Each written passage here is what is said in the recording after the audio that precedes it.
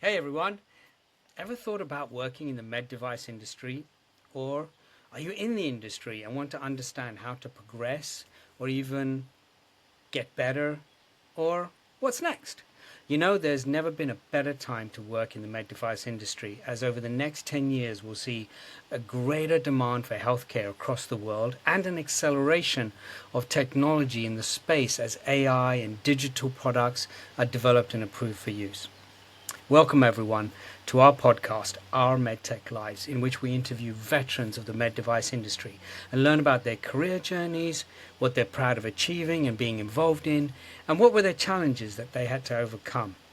We'll also touch on different areas of the med device industry and the huge variety of careers in this wonderful industry. And this podcast actually evolved from a live annual MedTech Day we used to run for a major European university business school. Now, without further ado, we're your hosts, Sekerima. and Kashikram, and today we're honored to welcome Wally Abiodun, who has over 30 years experience in the med device industry. Today we'll be covering his experience, especially on setting up his own consultancy. Now, don't forget to subscribe. However, we'd really appreciate your thoughts and comments on today's episode or any future questions or topics you would like us to address. Let's start, Wally. Welcome to our podcast. Can you tell us a little bit about your start of your career in the medtech industry? Why did you choose to start in medtech? Well, thank you first of all for the invite, and thank you, Cash, for the intro. You know, when you say 30 years of experience, I suddenly started to feel old. Lucky you But don't it's something that kind of puts a stamp on where I am today when I say that. Yeah. I was glad to be invited to the podcast because where I started is part of an important story and tells kind of about me, why I am where I am today. Right. And, I'm looking around myself with a lot of people at the same age as me with those 30 years of whatever you call it. And, and I keep meeting them and having this conversation about, oh, I'm going to have to transition, been made redundant, all of those kind of things. Yeah. And I kind of look at them and say, well, okay, you've got this experience, 30 years of. Yes. So here you are redundant. What is it? What are you going to do? Yeah. And there's the standard answer, which is usually they are stuck to it. And I was glad to have the conversation before we started. But it was like when you describe yourself to people, I often hear people describe the technology that they are selling as part of their career statement as to who they are. Right. And then I think, well, okay, well, there's a conversation to explore. Yes. And I do have a hard time, 30 years, but it's actually probably more than that in terms of the knowledge I've tried to gain and how I've tried to look at it. Yeah.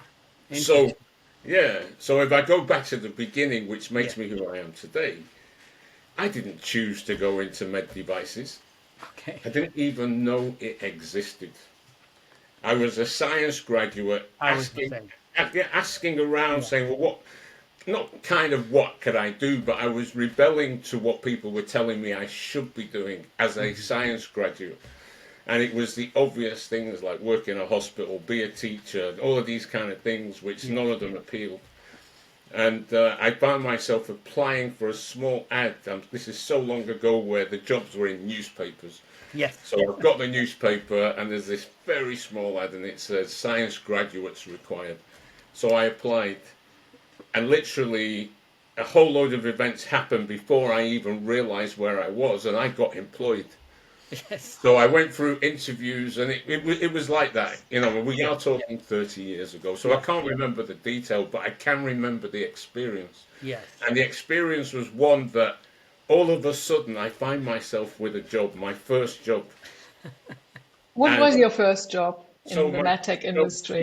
My first job was selling medical filters into hospitals. So filters for cleaning blood, filters for cleaning intravenous fluid, and filters for protecting patients under anesthesia.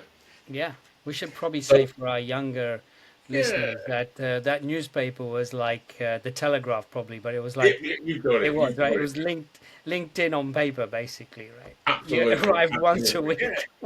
But back in those days, and back to my story, is I Yeah, didn't have a clue what I was going to be selling. I didn't yeah, even know it was a sales job. I didn't know anything. But I found myself in this trajectory, and yeah, I've got a job, and yeah, it's a sales job, and I haven't got a clue what a sales job is. I haven't got a clue what the medical devices industry is, other than yeah. here they are. They've offered me a job. You know. Wow. So it just kicked off from there, not knowing anything, Yeah, not knowing anything. I found myself having to find out something before I started, right. Do you and think this could still happen today, or was it something special at that time? what I think is too many people miss the opportunity to truly understand where they are. Yeah, I, And so they wait so long and forget to do it enough that they yeah, get to the point where I described at the start of yeah, my intro that, I'm meeting a lot of people of a similar age who've forgotten to do that over many years. So now they find themselves in a situation and they don't actually know who they are, other than they are a med device rep, yeah, other than they put on their LinkedIn profile things like I'm a med device robotic, or they yeah. define themselves by the industry they've worked in. Yes, You, and I you, you think know there is a little bit of a shift. Some people are defining themselves based on their aspirations in life, yes. but you know, Yeah, but I think it could happen. I think there are people who think to get into the med device industry, you have to have had a background in medicine or a background in biology or biotech, and that's not necessarily true because the industry has the gamut of careers from logistics to cybersecurity, IT software, logistics, accounting, right, marketing. So yeah, you people maybe don't know about us or don't think about us because they think you got to be a former doctor or medical professional to move into the yeah, industry, right? no, absolutely. Yeah, I mean, absolutely. I say to myself, your first job is just a lucky dip, isn't it? yeah, Your first job is truly a lucky dip. yeah, The challenge is with what you can make of that first step. yeah, So understanding that for me has been part of the mission in life. If I pick on the first fundamental learning, it was that experience of not knowing where the hell I was yeah, and being put on the spot and being told, right now, go and deliver. right, And part of my mission in life now is I just don't. Well, it's not that I can stop people having that experience, but I just want people to appreciate that experience as they move forward and realize it's a good experience to have, and it's a good experience to recreate every time you make a new step, mm-hmm, because it kind of drives a different kind of behavior, which is a behavior which I see so often. Like I said, my career has been made up of that start point. That start point for me was so critical in right, crafting my thinking, because here I am with a job, haven't got a clue what it is, start working, and like I said, this is a storm of events. And I remember the key moments, but the detail. But here's the key moment: 4 weeks into starting the job, I get called to the office, which is right, a 300-mile drive. So I'm living in Manchester and the office is in Portsmouth, and I right. get called to the office. And, here's Never me, been. a naive graduate. But Yeah, when I tell my colleagues I've been called to the office, the yeah. amount of, ooh, Ooh. and I'm thinking, well, what does that mean? You know Yeah, what I mean? I didn't. So off I go to the office with yeah, everybody kind of giving me warning signals that this is yeah. not a good thing. Yes, So I arrive at the office to be told, you're not doing the job. Do you know what you should be doing? right. And I said, well, I'm a graduate. I applied for the job through the newspaper. You offered me the job. I've been here 4 weeks. no, I haven't got a clue what I'm doing. Right? I was as honest as that. You know, here I am at the moment, kind of fighting for survival. Yeah. And they said, well, you should know something by now. I said, well, how? And they said, well, you've got your manager. I said, well, I only saw my manager on the first day of the first week. Oh, wow. Wow. And pretty much that's the last thing I remember. And a whole series of events Missing in happened. action. The meeting was cancelled or closed. I was sent off home. Yeah. I waited back in my memory a couple of days, but it could have been a day, it could have been half an hour, but I waited some moments in time. And the next thing I know, my manager's fired. Oh, okay. For And being I still have a mismatched. job. Oh, I still have a job. lucky you. But I still have a job. What a start. Yes, absolutely. But I still have 365 days of my first year in this industry Yeah. without a manager. Oh, wow. Having been told in the first month, Yeah. in pretty much my first review, that you have no clue how to do the job. Wow. So you were thrown in the deep end. Talk about it.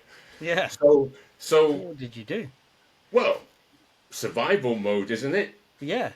And I kind of say part of how it's made me develop is I have moments like these that I can share, but I also hear these moments in other people's lives, and often I get asked this question: give us the answer to the learning of that moment. Yes. And I say, well, no, the best way to learn and to share this is to throw the question back to my, interviewers and say, if you haven't got a clue how to do the job and you've got no manager, but you've got a whole resource of an organization, lots of people around, Yes. but you haven't got a clue how to do the job, what's the first thing you're going to do? I ask you. So, yeah. If you go talk to people, right? Absolutely. Find out, right? Right. Go So investigate. Yeah. absolutely. But too many people start a job not knowing what to do and think it's the worst thing you can do and show that you don't know something, so they don't ask. Yes. So that's what I did out of Right. pure survival. I went out there and started asking everybody, how do you do that? How do you do that? How do you do that? The most bizarre thing happened. Yeah. I started to do what they told me and found myself having customers tell me, leave this building right now. No, we do not want what you have to offer. No, what you have is too expensive. Right. And I'm thinking, these people told me this is how best to do it. Yes. How come it doesn't work for me? So I go back to these people and I say, how come it doesn't work for me? Yeah. Their response in pretty much across, the whole network that I was using was, well, you must be doing it wrongly. Completely acceptable. Completely in that frame of mind made sense. Maybe the way I'm delivering those actions and executing is not quite the right way. Right. So then I go back to those same people and say, if that's the case, having never done this before, do you mind if I come and watch you do it? Okay. Right? Okay.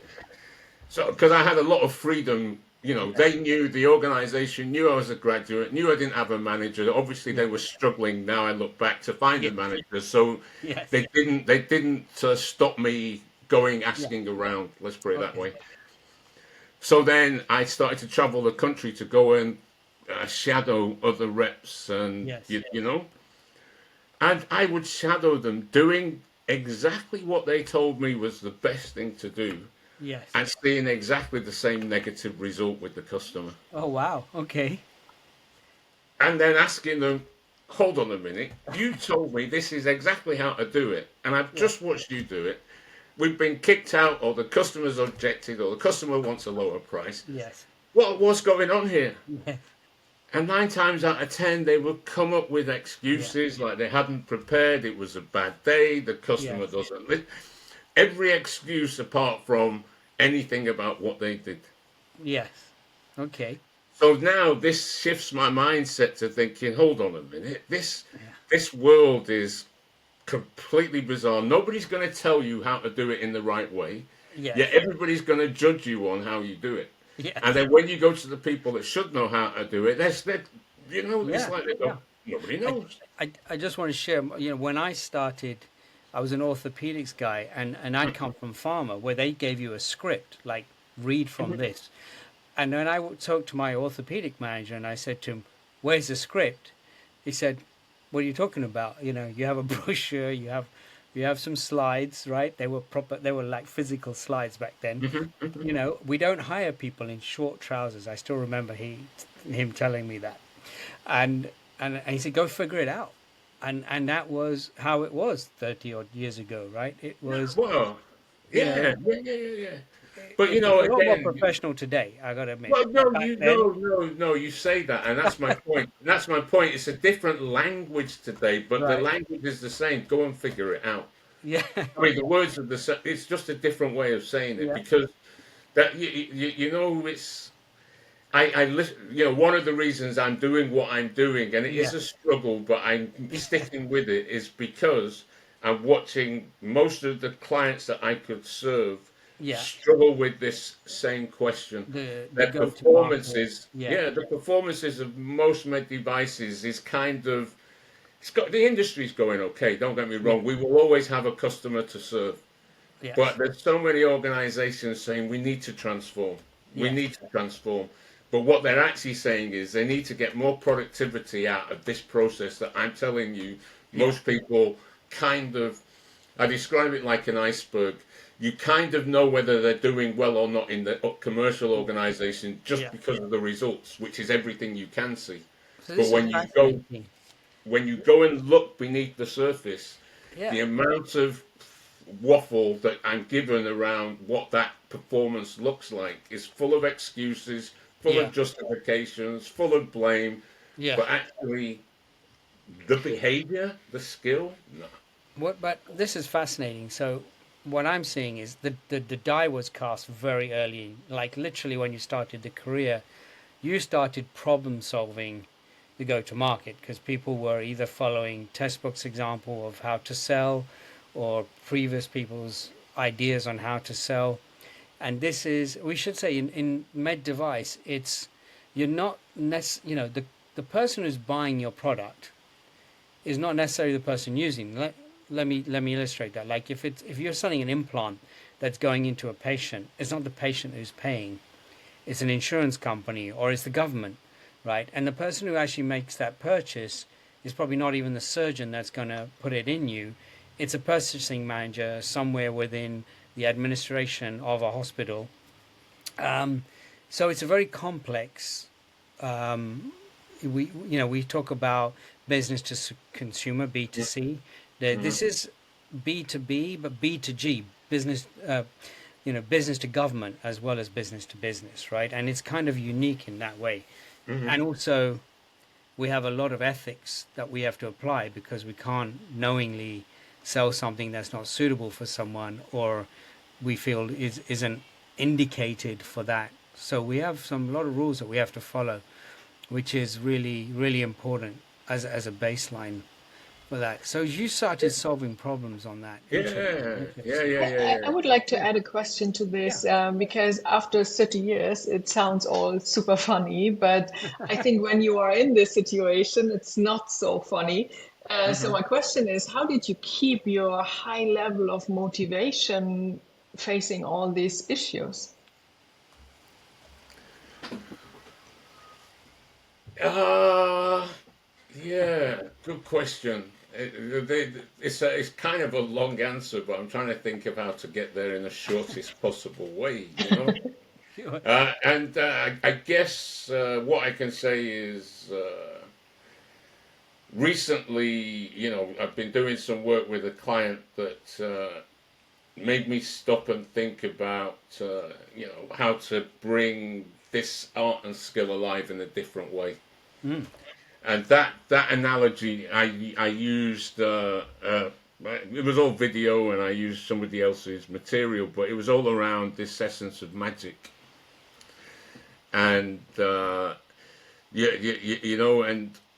what I learned through that process of designing that program and then delivering it, and to try and make it as real as possible to put myself in that learning moment, I kind of shared with the audience that you know there always comes this moment, when you step into this new opportunity, Yeah. right? And these new opportunities could be career opportunities, could be sales opportunities. Opportunities are anything that bring you, that you can leverage, that demonstrate your value proposition, and you get rewarded at the end, right? Right. So what I realized very early on in this challenging world that I was brought into was my birth came, or my rebirth came, when I realized there's all these things that people are going to teach you, right? So here I Yeah. am struggling to learn the knowledge. But what actually happened was these sparks that gave me my essence were trying things out. And I had this logic, and I said to myself, right, if I saw it and they told me and it didn't work, right, Right. that on my list was don't ever copy. Right. Mm-hmm. Find another way, even if I don't know what it is, but I have to do something different in that chain of events.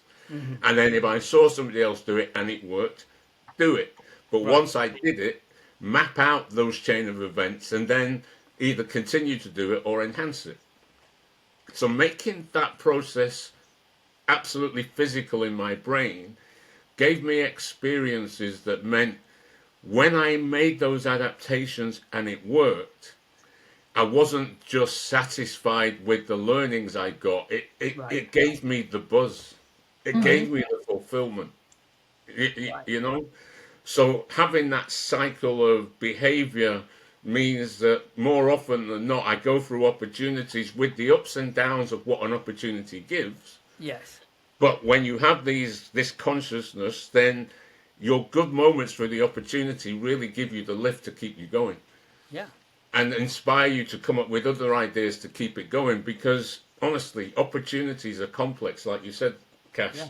They're full of many people in the decision making process. They're full of people coming and going. They're full Yeah. of your products going right, going wrong in the wrong people's hands. Yes. So every moment is a moment that you've probably experienced before. Yeah. But because you don't use this behavior, you go into this auto mode and you allow it to happen again, Yeah. rather than applying this thinking and then seeing that moment and then thinking, right, I've been here before, right, I'm going to do it different, Yeah. it suddenly works better for you, and it's, man, you go home happy. Yeah. I had Uh, a similar experience. When I was in orthopedics, again, very early in my career. I Hmm. um, I went with my brochure, and I'd got some talking points. I'd spoken to a colleague, and they said, talk about this, talk about this, talk about this. And I went in and to a surgeon, and I went through these points, and he had so much more knowledge than I had. He was like, I was like, I'd just seen a YouTube video, and he had a PhD, right? And he just tore me apart, Hmm. right? And I remember my pride kicked in. Like, I walked out of that meeting having been absolutely singed, and I thought that's not going to happen to me again, right? So I went away and I studied every question he asked me, every potential avenue that took me down. So I was absolutely knowledgeable in the materials used, the Hmm. shape, the design, the surgery.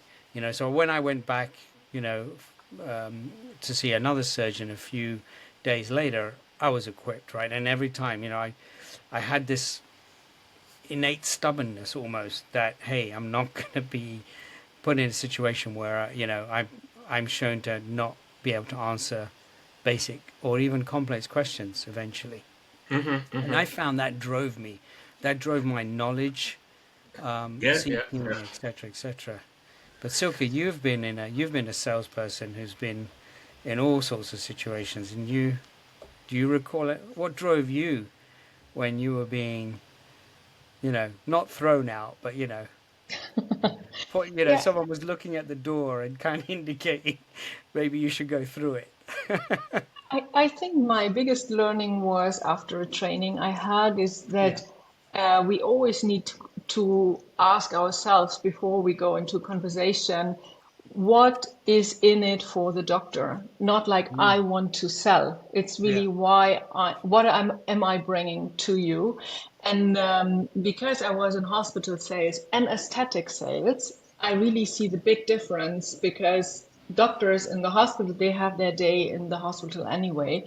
But when you come to an aesthetic doctor, you should be able to deliver such a value that he frees his time for you instead of making his money with his patients. Yes. So this is really so important that you put yourself in the shoes of your client and not like you want to sell. Nobody cares if you want to sell or not. It might be frustrating to realize this, but this is how it is. Yes. So you had this early point in your career, but then a major chunk of your career was working for, Covidien and then Medtronic. So one of the biggest med device companies in the world to the biggest med device company in the world. And you seem to take your early learnings and thrive in that environment. So tell us a little bit about that experience that you had. Yeah, I mean, to cut a long story short, the learnings I had brought me to a situation probably just around the 2000 mark where, Right. you know, the way I was doing business kind of was different to my colleagues based Right. on this learning journey that I went on. So my customer base was the best way to describe it was a bit more loyal, Right. and whenever a new opportunity was won with them, it was always in big quantities rather than the odd. I would Onesies and twosies. predict opportunities 6 months later, but they would be whole hospital shifts. Right. So so I found myself being interviewed by the guys in Tyco as was, who I knew quite well because I was in a parallel, I was in med devices but serving the same customer base, and I realized that there was value to work with them. So I was selling camera systems, Okay. whereas Tyco was selling the instruments. So I was doing a lot of the courses with them, meeting a lot of the same Right. customers and developing. And in that transition or in that interview process, I made it quite clear, at this moment in my career, I realized, I could take a little bit more control of it. Right. Right. So I kind of said as part of the interview process that, look, I know I'm looking for a job, of Right. course, but in essence, you guys know how I've worked. Yes. And I only want to do this job. And they kind of wanted this as well, but we came to this kind of agreement. I come into this work and show them how I do it, and then as long as I show them it works with what they do, then they would put me into a management position, and we go from there. Okay. So I found myself with this kind of contractual agreement to prove to these people who I knew very well that how I want to do it works. Right. So that's how I came into the business. And it took me about 18 months to shift from this. I joined the energy device part of the business where the average sale was one or two electrosurgery devices to a customer, and then the occasional, we had this CUSA device which went to Integra, but we had that device as well. So a CUSA for brain surgery and then electrosurgery. CUSA 50 grand, one-off purchase, Right. hospital. You'd sell one or two a year, something like that. Right. And within 18 months, I found myself taking 4 or 5 hospitals along a journey, which in the second year of working with them, they would buy fleets of these products. Oh wow. So that got me Yeah. noticed. That put me in a management position. I then Yeah. had my team. And here's me thinking with everything I'd learned. By then, I'd learned how to do the selling. By then, I'd learned Yeah. how to be a field sales trainer because that was my last position before joining. Yeah. And here I am now proving that there's a methodology to the madness. Here I am as a manager and as a new manager in Tyco. Here they are telling Yeah. me in the management meetings, no, you don't do it that way. You do it this way. Okay. Yeah. So I start my journey again of Yeah. management behaviors, and then Okay. I learn these management behaviors through the same approach, Right. watching how they did it and doing it a different way. Right. And and that's what. created my career with. This is what you've got to know. You Yes. can imagine, right? I became a manager. I start hiring people, and I hired people with a different kind of behavior set, Yes. right? So they did understand med devices, some of them, but it wasn't about med devices that I was hiring No. them. No. They would then go to the Covidian, Tycho, Medtronic training, Yes. and somehow they would come back brainwashed of these behaviors that I, hired them for, because Yeah. now they've learned all the detail about all the products and have Right. been spoken to for 4 or 5 weeks by people who had these ways of doing business that, Yeah.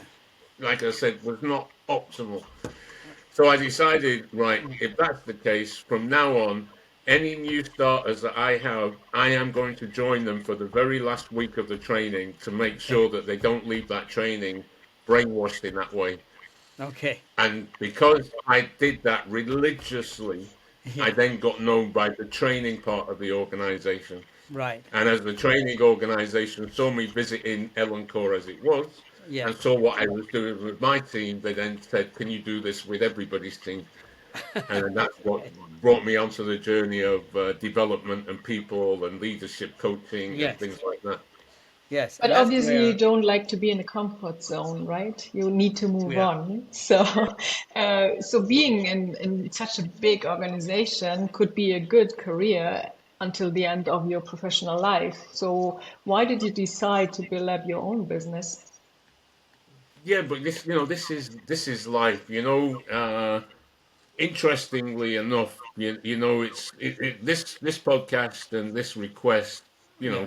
it's come at a very good time because I like I said, I've reached this period in my life where that behavior of mine has created quite a very broad network, Mm-hmm. right? So I'm speaking to a lot of people, and I'm realizing that you know a lot of people are not telling you the story from the right angle, and everybody's carrying their story, Right. right? I knew that I could possibly do this, Right. right? People were telling me, you should do this. People told me you should write a book and things like that. Right. But it wasn't You like should I write had a book. complete confidence to do it, right? All I did was pull the trigger on that. So what was that lifeline then? Like I said, these consultants, I say these as Okay. if, Yeah. telling me, do this outside. And, Okay. So they were already encouraging you yeah, to do this on a broader scale, not from within one company. yeah, Okay. And but then yeah, but like I said, it was a case of fortune. I try and share the story sensitive to the people that I'm talking about. But yes. I had this pure fluke in my career where Yeah.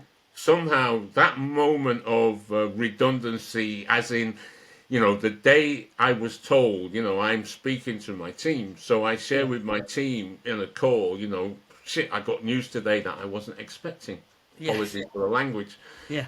And so we went through that moment of, Yeah. disclosing the moment. Yes. And then later on in that evening, I get a call from one member of my team Yeah. who then tells me, I've loved working for you, but I haven't quite given you my whole backstory, he says. Oh, okay. So his whole backstory meant that actually he had a very senior position prior to joining my team, Right. but decided to go back into a role to try and relearn and look at he had a Yeah. very, when I say position, he was a CEO, but he Okay. decided to come and work in the business Right. Okay. and work for me and enjoyed what I did. Right. So literally, he calls me up and goes, I didn't tell you that part of my story, but Yeah. here's the story. And I've been telling my network of people what we've been doing, and one or Yeah. two of them would like to meet up and see whether you can do it for them on a consultancy basis. Wow. So before I left, I managed to connect with those people, and one of them turned into business that I still have today. It's great that you were able to take something that you are talented and passionate about and turn that. So that probably made cushion the fall a bit from, because when you're in these large companies, it can be very insular, right? Sometimes you forget there's a life outside of these big companies, and then it's also a good life. And sometimes you feel, look, if I'm not working with the support of this huge organization behind me, I'm going to struggle. And then but there are small organizations that can be one person to 5 people to 100 people to the 60 odd thousand, right? So that was a huge transition, right? To go from that, and you must have had some doubts, you must have had some worries, you must have worried about when's the next Completely. paycheck coming. So Completely. how did you get through that anxiety, or did you Yeah, not yeah, have that well, anxiety? I'm still going through that anxiety. Okay. No, honestly, this is the point. People Yeah. have got to start being. Yeah.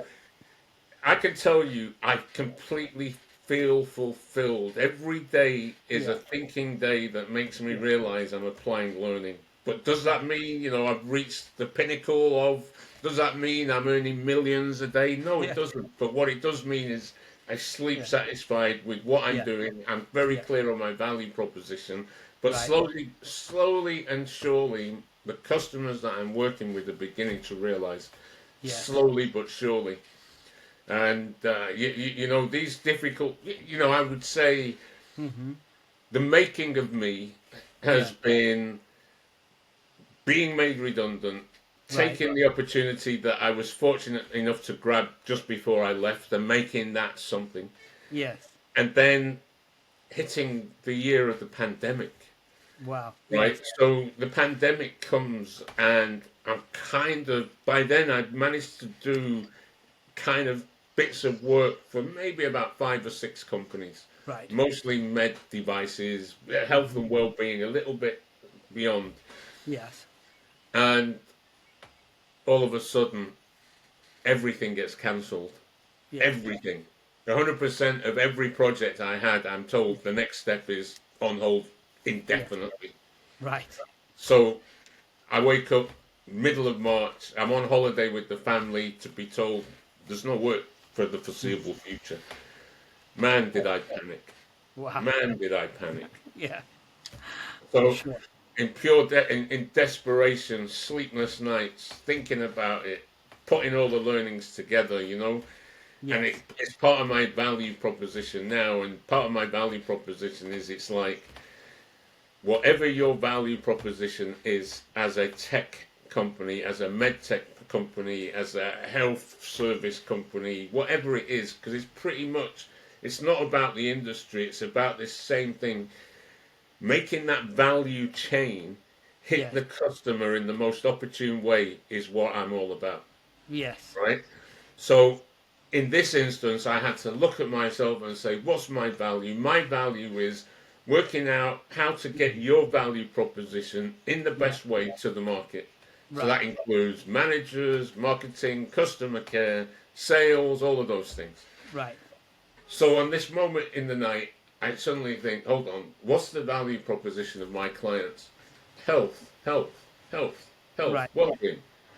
Hold on, what's the biggest problem in the world right now? March 2020. Yes. Health, health, health. Right. So how come they've all cancelled their development work in a year when Yeah. health is the priority number one? Yes. Yes. So I decided to pick up the phone and Yeah. phone every one of the clients I was working with, say, can I speak to the CEO? Three Yeah. of them said yes. Spoke to Yes. the CEO, and I just said to them, look, I've just gone through this thinking. Yeah. And two of them said, yeah, actually, you're right. Yeah. We're kind of sending the wrong message. I said, Exactly. it's not about knowing how to do it, Yeah. but it's about let's keep working. Yes. Let's Yeah. keep Put your foot working. to the pedal. Put your foot to the So pedal. for Push it those down. two clients, Yeah. unbeknownst to us both, we just decided to work, right? And Yeah. somehow we just stepped onto that gravy chain of the virtual meetings. And we spoke Yes. the other day setting up this meeting, but it was like, whatever happened to WebEx, right? We went Yeah. through that moment Yeah. and we had no clue, never having done this kind of work virtually before, but No. we just agreed with two Yeah. clients, we're going to do some virtual events. Yes. And then we just found a way, found the Yeah. Zoom, found a way, and we did some events where we spoke to the teams and we said, look, somehow we have to stay in touch with the customer. Yes. So the first message was, If we're going to stay trusted, how do we stay in touch with the customer? And if we do, what Yeah. kind of question? And we did sessions around that. Yeah. And those 100%. two clients did very well at the end of 2020. Yeah. I mean, Silke and I we were both working on launching a robot for a company, and you know, to sell a robot, the physicians have to get their hands on it. They got to try it. I remember we were sitting there, and all of a sudden, you couldn't cross borders. You couldn't. Customers couldn't come to our training center was just shut down. Our demo centers were shut down. We sat there and we're like, well, like going and doing nothing when you're trying to launch a product is not an option. You got to keep going. So what do we do? So Silke, we'd say let's figure out where we can go, and we take the robot to them, not bring them to the robot. So that's what we did. We put it in a van and literally drove it around Europe. Remember, Silke? The funny thing is that Cash was locked in his country, so I he was, let us travel, right? yes, So, I But was landlocked. it goes back to part Yeah, of I see time is going, but I yeah, say to people, part of my journey is being able to truly grab moments and make people think, yeah, right? And yeah, that's what I do when I get into an organization. There's no yeah, right or wrong, but when you think about situations, you find better answers. yeah. And yeah, one of the industries, well, part of this recent learning and part of my career has been engaging with a lot of medical startups. Yeah. So I Yeah, could ask you this question, Wally. You've yeah, had an impressive career. The start, and I think, 30 years ago, our industry, although established, was still going through some teething issues. Right now, it's I think it's much more professional in a lot of ways, but all industries are constantly evolving. But looking back, you know, what are the things that you know now that you'd wish you'd known then?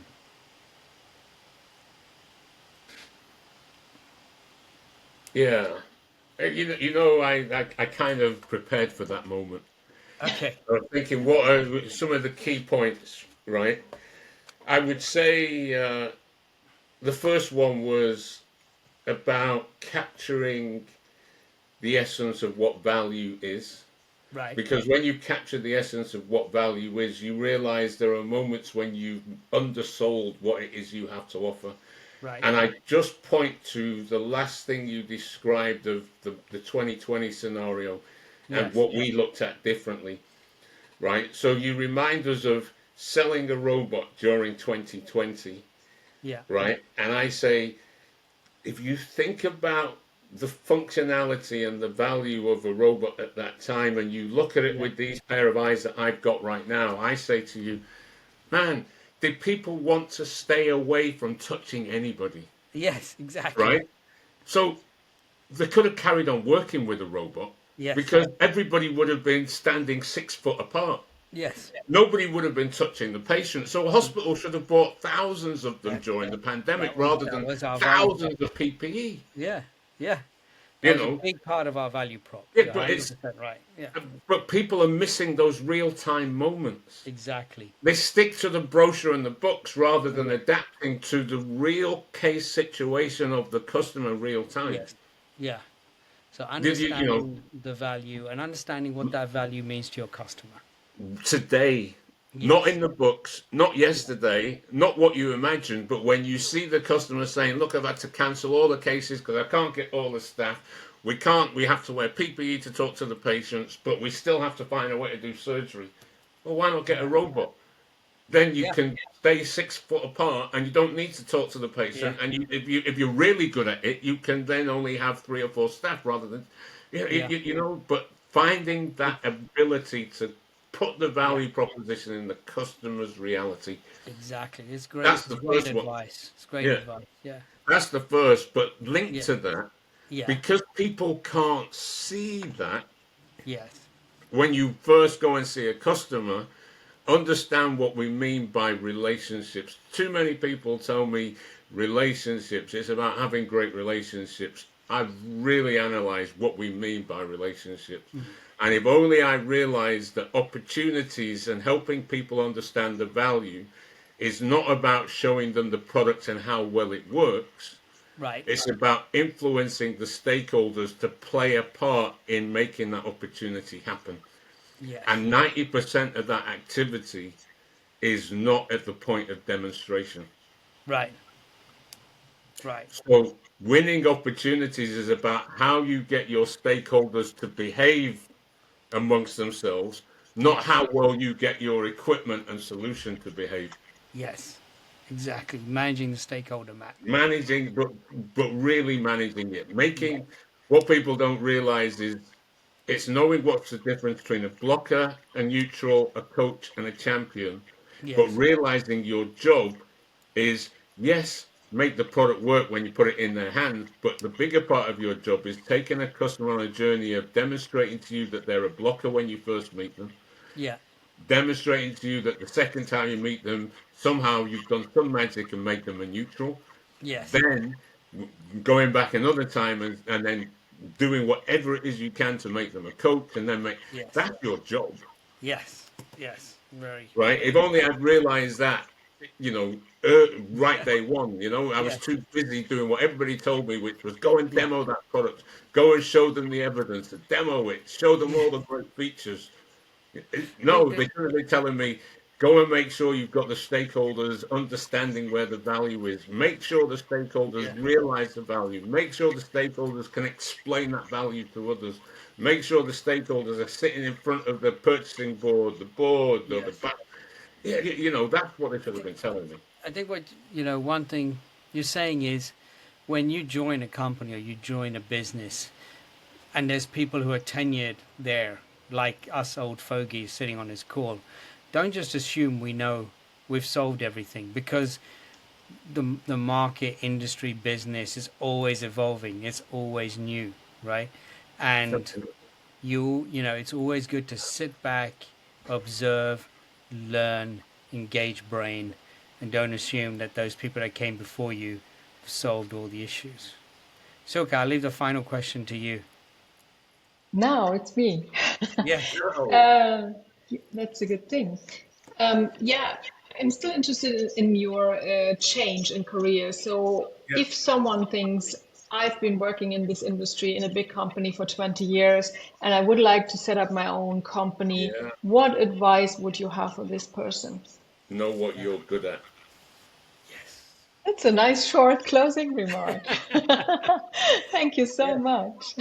Honestly, it's a simple question, but you ask around, right? To your professional somehow outside of work, people can do this. Inside of work, people struggle with that question.